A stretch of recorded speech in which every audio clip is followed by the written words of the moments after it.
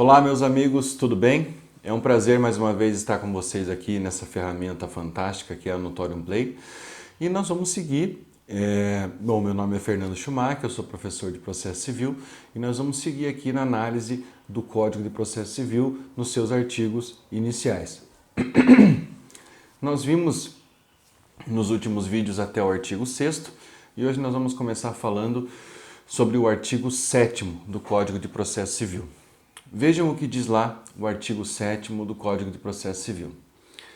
É assegurada às partes paridade de tratamento em relação ao exercício de direitos e faculdades processuais, aos meios de defesa, aos ônus, aos deveres e à aplicação de sanções processuais, competindo ao juiz zelar pelo efetivo contraditório. Bom, é assegurada às partes paridade de tratamento. Nós temos que lembrar que em algum momento da nossa história, nós, seres humanos, nós cidadãos, decidimos entregar o nosso poder, ou parte do nosso poder, grande parte do nosso poder ao Estado, em troca da segurança que ele nos oferece, em troca de uma organização institucional e social que fortalecesse o comércio, mas que também gerasse algum tipo de segurança, não só jurídica, mas segurança em sentido amplo aos cidadãos. E quando eu entrego essa parcela da minha tutela ao Estado, eu estou aqui falando do período do contrato social, Rousseau, Thomas Hobbes, John Locke, entre outros, eu falo no estabelecimento de regras para a obtenção dos direitos. Eu não posso agir independentemente da autorização estatal para garantir o meu direito. É necessário que eu utilize da jurisdição para obter a tutela que eu pretendo. E a jurisdição, esse A com crase, cabe dar às partes, aqueles que litigam, os mesmos direitos e os mesmos deveres.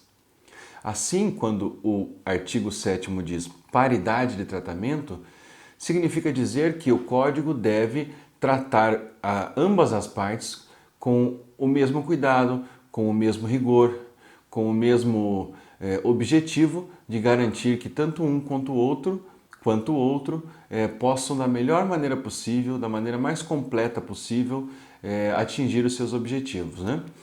Por isso que ele diz que cabe tanto o exercício de direitos, deveres, faculdades, meios de defesa, aos ônus e aplicação de sanções.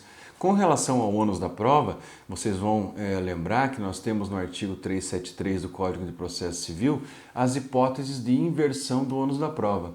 Em outras palavras, quando uma das partes é hipossuficiente tecnicamente ou financeiramente, o Código de Processo Civil autoriza o juízo a tomar a decisão de inverter o ônus da prova.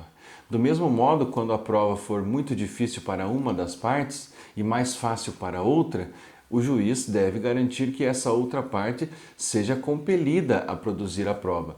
Não podemos esquecer que, apesar de não parecer muitas vezes, a existência do processo civil visa a busca da verdade material, aquela verdade que de fato aconteceu.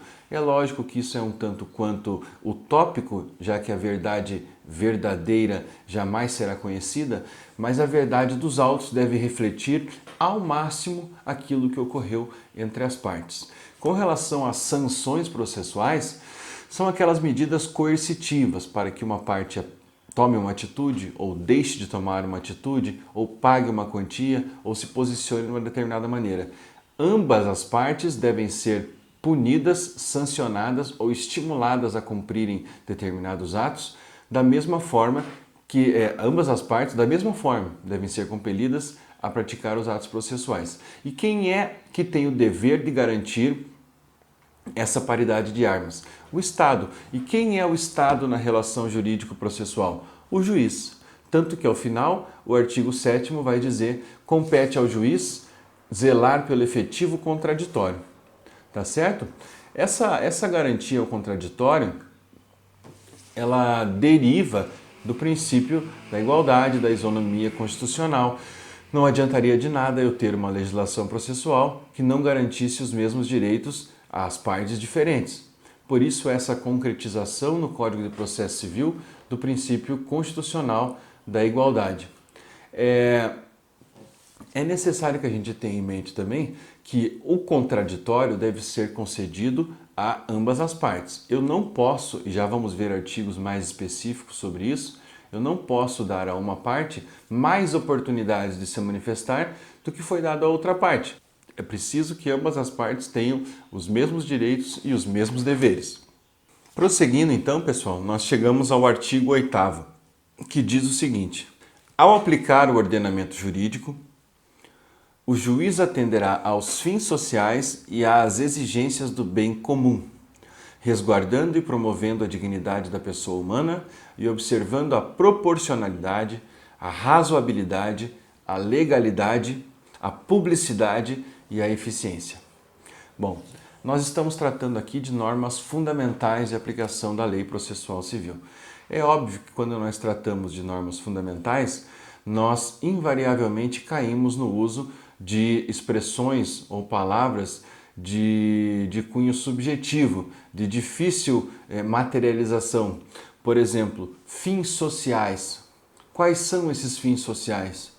É lógico que esses fins sociais não podem ser analisados e você não vai conseguir extraí-los apenas do Código de Processo Civil.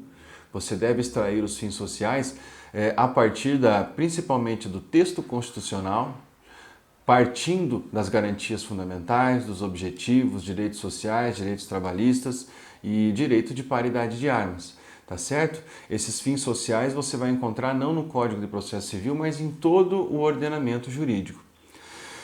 Bem como as exigências do bem comum. O que é bem comum?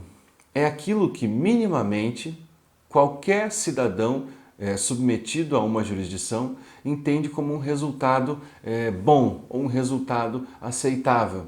Eu não posso utilizar o processo civil para prejudicar A, B ou C.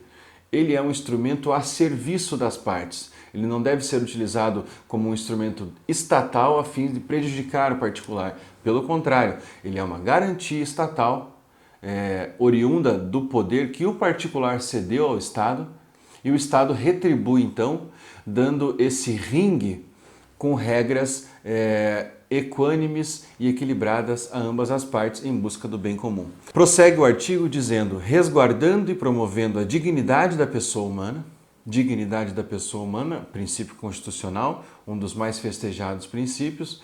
No processo civil ele aparece quando eu tenho a necessidade de conferir justiça gratuita a uma das partes. Ele aparece no processo de execução quando eu não sou autorizado a colocar o devedor em uma situação de desespero ou de desalento em benefício do credor. Enfim, o Código do Processo Civil não pode ser um instrumento de redução de A ou B a uma qualidade não humana, ou seja, não pode colocar o indivíduo em situações precárias de sobrevivência. E em seguida, esse artigo 8º traz uma série de princípios: proporcionalidade, razoabilidade, a legalidade, publicidade e eficiência.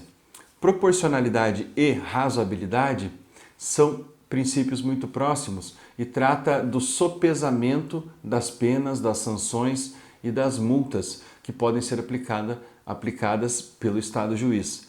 Pensemos, por exemplo, no caso em que uma parte é obrigada a fazer uma obra de R$100 mil. Para fazer essa obra, em sede de tutela antecipada, o juiz estabelece multa diária, pode estabelecer multa diária. Ora, se a obra é de R$100 mil, não seria proporcional ou razoável que o juiz estabelecesse uma multa, uma astraente de R$50 mil ao dia, ou R$100 mil por descumprimento. Não faz sentido, é desproporcional ou desarrazoado. Agora, quando estamos diante de um caso que os senhores e senhoras já devem ter se deparado e se lembrar, como da greve dos responsáveis pelo transporte público, da greve de qualquer categoria de um serviço essencial que é vinculado ao direito administrativo. Nesses casos, o juiz aplica multas contra os sindicatos muito altas, centenas de milhares de reais por dia. Por quê? Porque o bem jurídico que está sendo tutelado é extremamente vultoso, é quase que imensurável, né? Prosseguindo, o artigo 8º diz: legalidade, princípio da legalidade. Princípio da legalidade, claro, explícito, não precisa de muita interpretação. Ao Estado juiz só é permitido a aplicação da legislação, é lógico que pode ser crivada pelos costumes, pode ser filtrada pela jurisprudência e deve ser embasada na doutrina sobre o tema. E ainda no caso de falência de qualquer das fontes do direito, ainda é possível ao juiz, conforme disposto positivamente no 489, parágrafo 2º do CPC, utilizar da ponderação, que é quando o juiz não tem mecanismos tão claros de solução da demanda, daquele hard case, e ele vai então, a partir da sua experiência, da experiência local, dos costumes da região, tomar a sua decisão. Publicidade: todos os atos são públicos até que seja concedido ou ordenado sigilo. A publicidade deve ser respeitada. É um artigo, na verdade, 3 dos princípios aqui tratados são também tratados no artigo 37 da Constituição como princípios da administração pública. E o último que nós temos aqui, que também está na Constituição, é o princípio da eficiência. Eficiência é uma palavra de muito uso e pouca compreensão, já diria o professor Antônio Celso Mendes. Por que muito uso e pouca compreensão? Porque muito se fala em eficiência sem se dar a devida atenção ao seu real significado. Primeiro que eficiência possui várias interpretações. O que é eficiente para mim pode não ser para você. Pense no caso de... é notório e público que todos queremos que o processo tenha uma duração razoável, que seja rápido. Mais à frente nós vamos tratar sobre o tema, que é inclusive um tema muito caro para mim, objeto dos meus estudos de mestrado, publicações e também do doutorado. No que se refere a essa palavra eficiência do artigo 8º, nós estamos falando, o Código está falando em dar a tutela jurisdicional, a prestação jurisdicional da maneira mais rápida e mais satisfatória possível. É a isso que se refere o princípio da eficiência aqui tratado. Tá ok? Vamos seguir então na nossa análise de mais alguns artigos da parte fundamental do CPC.